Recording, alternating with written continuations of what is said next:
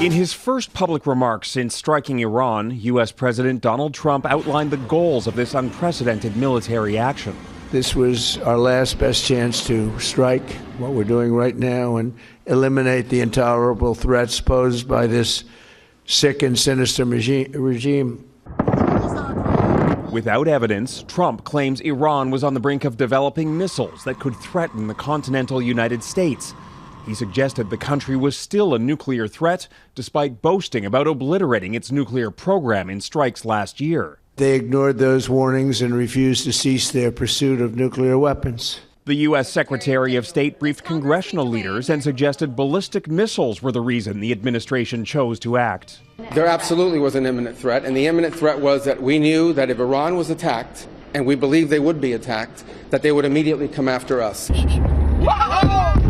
As U.S. losses mount and turmoil spreads throughout the region, the president suggested the military campaign could take at least 4 to 5 weeks. He did not say what it would take to end the war. And we will easily prevail.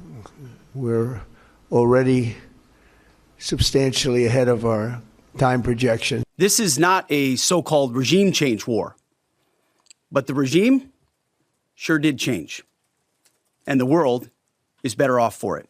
At the Pentagon, the chairman of the Joint Chiefs and the defense secretary offered a sobering assessment of what lies ahead, including the likelihood of more Americans killed in combat. We expect to take additional losses, and as always, we will work to minimize U.S. losses. In a conflict with few defined goals and no clear endgame, the Trump administration is leaving the door open to further escalation, refusing to rule out putting U.S. troops on the ground in Iran. We'll go as far as we need to go to advance American interests.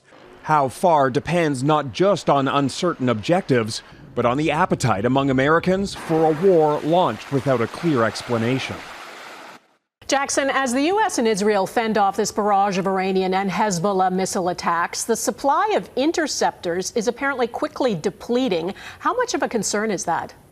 Well, Donna, this may be what limits the length of the U.S. operation. Stocks of those missiles are described already as being dangerously low. And if the pace of Iranian attacks continues, those missiles could start to run out in just a matter of days, not just in Israel, but in other Gulf nations, too.